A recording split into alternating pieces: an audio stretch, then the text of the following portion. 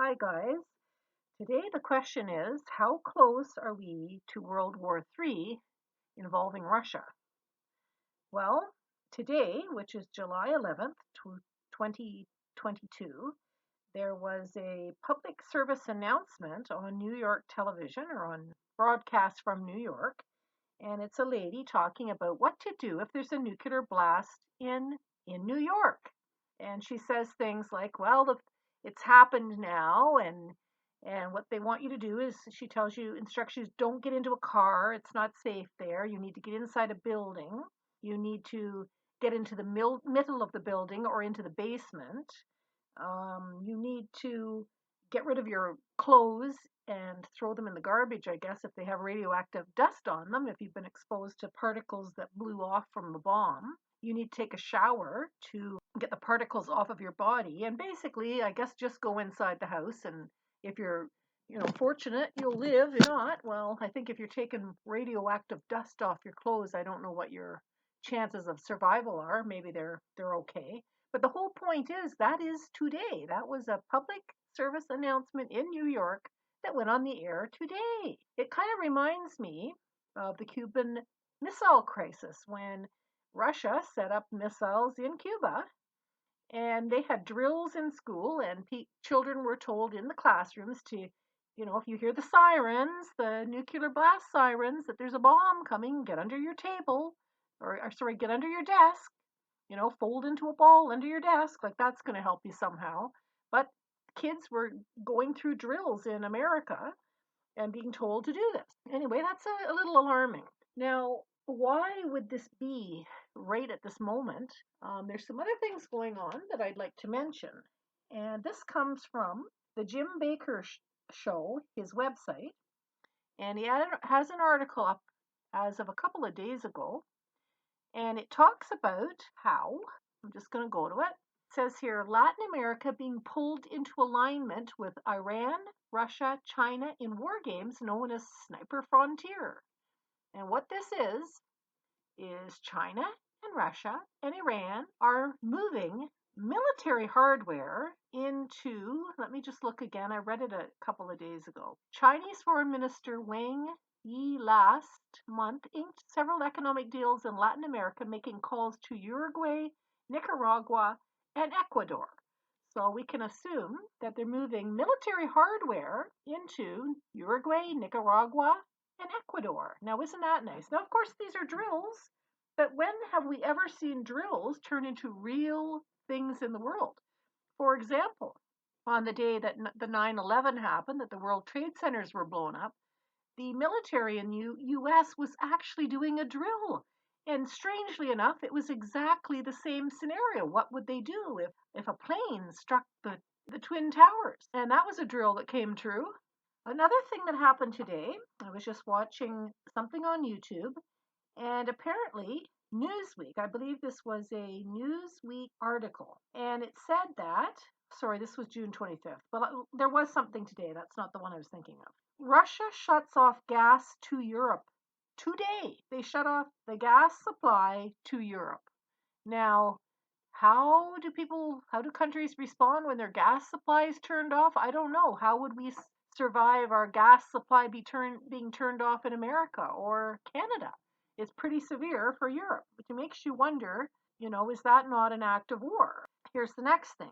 On June 25th, 2022, an ally of Putin said that the first city that Russia or Putin would hit with a nuclear blast would be London, and then the next city would be New York City, which is now getting the public prepared for a nuclear blast by having a public service announcement telling people to get in their houses after the blast hits. Interesting. That was a Putin ally announcing that Putin would hit London first, New York City second.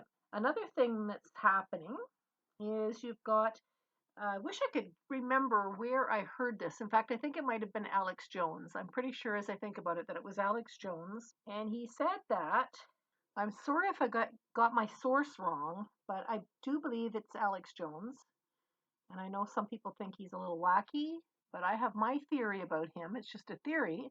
I think that there's a lot of people working in the world who've signed confidentiality agreements, and they cannot tell what's going on, but they see some pretty, corrupt things going on, and they can't speak publicly, but that's why they would contact someone like Alex Jones. So just out of the blue, he says some wacky thing, and it's like, where'd that come from? Within 6 months to a year, you find out, wow, I guess Alex Jones was right. He's not right about everything. But anyway, this is what I think was on Alex Jones, was that he said that Biden had just sent over to China 1/3 of America's reserve oil reserve. 1/3, 33% of the reserve that is there for emergencies for United States. Biden shipped it recently over to China. I don't know if this is true, but if it is, he's certainly not considering, he's not, putting America first at all, is he? If it's true. And I don't know if it is. It's just what he said.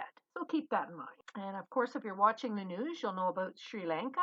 That Sri Lanka is starving right now. They basically, everyone resigned except for the president or the prime minister, but he just resigned recently too because the country's a mess. The people are starving.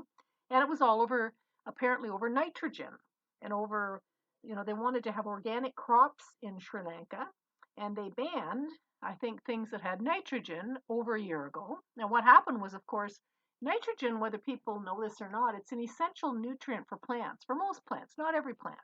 But a lot of crops require nitrogen to grow, along with other minerals. I'm not a farmer, but there's lots of these minerals that they add into the soil or the crops don't turn out. So the government, I guess, passed this law that they couldn't put nitrogen in the soil. And what happened was the crops failed. They didn't get hardly any crops because they didn't have this essential nutrient in the soil. And so the people, there isn't food. On top of that, apparently they can't, there's some other things going on, like they can't, maybe they don't have fuel to even bring the little bit of crops they have to the market. They don't have fuel to drive their trucks to deliver it, to get it to the processing plants. It's just terrible. The people are starving in Sri Lanka all over this nitrogen thing that started it all. And so there's riots in Sri Lanka, but also you may have heard about the Dutch farmers. The very same thing is happening to the Dutch farmers now. The government in the Netherlands decided that nitrogen is a bad thing, even though it's essential for crops, as far as I know. And they decided to ban it there too. And they've told the farmers that, well, essentially they're going to eliminate 95% of the food production and the farms. Maybe 50% of the farms will disappear into the hands of other people than farmers, maybe people who, like the government or, big corporations would like to buy up all the farmland. We see that happening all around the world. At any rate, the farmers are very upset about this, and they came out with their tractors and they, made a protest in front of their parliament buildings. I don't know what they're called, but their seat of government. They're blocking roads. Same thing, nitrogen is the problem. And now I've heard that Trudeau in Canada is also going to do this some kind of thing with the nitrogen. It's an essential nutrient, so you got to wonder, why are all these politicians trying to destroy the food crops? Because what other explanation is there? If the plants need nitrogen to grow, then what's the explanation for banning an essential nutrient for plants to grow, for crops to grow? Another thing that plants need is CO2. They need CO2, and they also need sun and other things. But CO2 is also under attack. CO2 makes the plants grow bigger. That's, I don't know, science 101. Is there a scientist that doesn't know that? Maybe the average person doesn't. The education system is not what it used to be, but apparently they didn't teach it in school to our leaders because they might know something otherwise, and they might not be doing this foolish thing that they're doing, or this planned thing that they're doing. I don't know what's going on, but it's not good. And I'm afraid the crops in Canada may be failing by next year too. And maybe United States will be doing this as well. Maybe crops all around the globe are going to not be very robust. They're going to be bad crops, not have the yields that they're expecting if they don't have an essential nutrient that helps the plants to grow. In so many ways, it's like our politicians are rowing these boats along. They've got these oars to paddle along, and they're looking way across the ocean. They can see where they're going. When they get there, they can throw the paddles away because they're going to have another type of boat that has a motor on it that runs on fuel, let's say.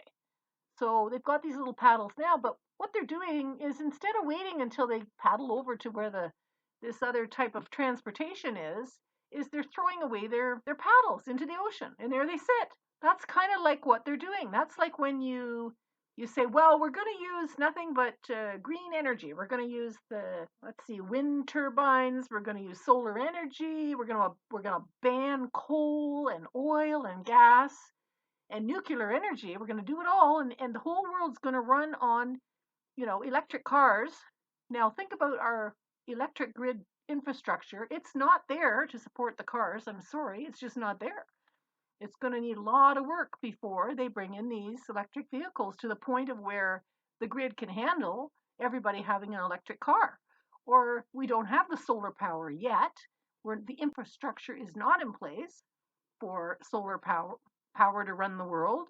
So therefore, we still need the coal, we still need the oil, we still need the gas. It's a wonderful plan for the future. And once the infrastructure is in place, it could replace the oil, the gas, the coal and the wood. But right now, it's not there. So, like I said, the politicians are taking their paddles, they're out in the middle of the ocean, and they're throwing the paddles into the ocean before they even get to the new boat that has the motor that could drive them along. Nitrogen is another example of that. They just, you can't throw out the nitrogen until, and maybe I don't know if it's even a problem in the world, but they seem to think it is. But you can't throw it away and starve the whole globe. Apparently they think they can, maybe. It's not a smart plan. You have to have something to replace what you're throwing out before you throw it out. So anyway, we're in a real boat, and I know this was supposed to only be about, I guess, about Russia. And how close are we to World War III? Well, I think you can see we're in real trouble. People are rioting all around the globe, and there's something like 100 countries at this moment rioting. 100 countries have people rioting in the streets for various reasons. So that's certainly the kind of anger and upset and instability. People go to war over food and energy. That's since the beginning of time. So these things need to be stable. And when you have a president who's just giving away the oil to China, that's selling your country out from under yourself. I don't know if he's really doing that. I'm sorry. It's secondhand news. You can look it up and decide for yourself what you think. I don't know. So do you think we're going to go to World War III shortly? I think we could be. It looks like there's a lot of signs there. They've made a lot of promises to Russia, and they've broken them all, as far as I can see. Every promise that they wouldn't bring in nuclear weapons or bring any of those countries around Russia, that they wouldn't bring them into NATO and set them up with nuclear weapons. And by the way, Trudeau sent something like 39, I don't know what it was, armed vehicles or something over there. So now Canada's dragged into the war too. Thank you, Trudeau. Like you haven't already done enough for Canada that you had to also drag us into this war, if that's what it's going to turn out to be. Well, we're definitely into the Ukraine war by sending support over there. So anyway, what does that mean? One more step in the direction of World War III. So I ask you to pray, ask God to bring some wisdom into the situation and to calm raw nerves and to somehow get people cooperating instead of trying to have this war. It looks like they're determined they're going to have this war. That's what it looks like to me. And it looks like they're not very brilliant about food security. It's like they don't care about food security at all. They're doing everything to destabilize food security. Close down the farmers, the meat farmers, close down the vegetable farmers. I mean, what'll be left to eat? What'll be left to eat? People go to war when they starve. So maybe that's what their plan is. I don't know. But it's not looking good. So please pray. Please pray that this can all be stopped and that God will intervene and soften the hearts of these leaders and open their eyes so they can see that they're doing foolish things or things that are just going to result in some really bad outcomes that maybe they can't see for some reason. So anyway, I think we're very close to nuclear war. I think we're very close to having our food supply collapse by the looks of things. They seem to be doing things that are not helpful at all. You can draw your own conclusions from that, what you think they're up to. Is it stupidity or is it on purpose? Anyway, that's it. Thanks for listening. Have a great day.